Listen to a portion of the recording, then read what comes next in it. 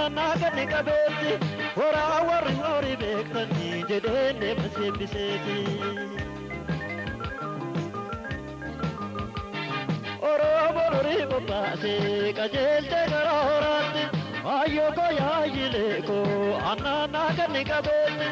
ora warri hori bektani jedene masebiseti oro borori bopase yamagatiya gokul bokiya ya bokekiya hot bokisa galgali gaye jab marate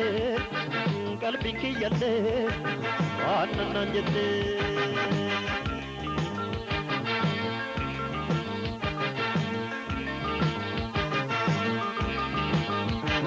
Abba gol baba kumsa gate tinna busa Sangoota koona yaasa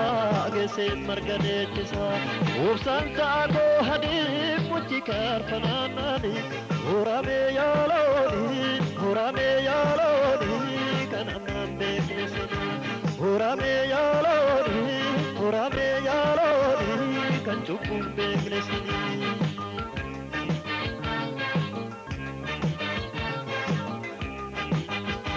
Yogalute maniloni sani dalti dura detti amma jabbi shagartutti marracha kula olsin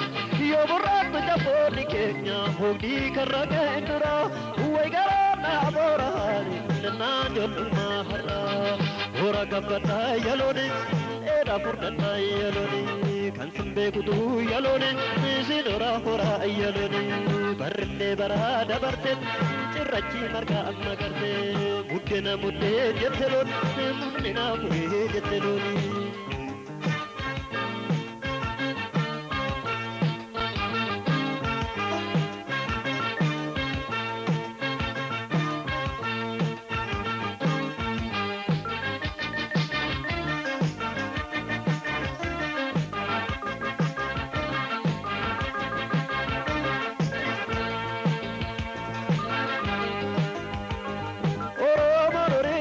se gajelte garorati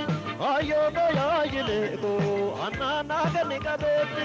ora warri nori bektan jedende masebiseti ora morori baba se gajelte garorati ayo gayajile ko anana gani kabeti ora warri nori bektan jedende masebiseti oro se ya magatiya gokul botiya ya burretiya ot bogisa galgali gaye jabbi marate surrindi yalle hanna jette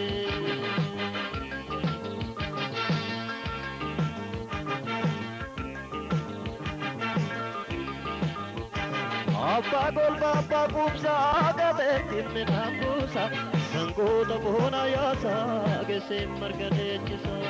Ubsanta ko hadii muchi karfanaanani Urame yaaloni kanamman beeknesani Urame yaaloni kan cubbun beeknesani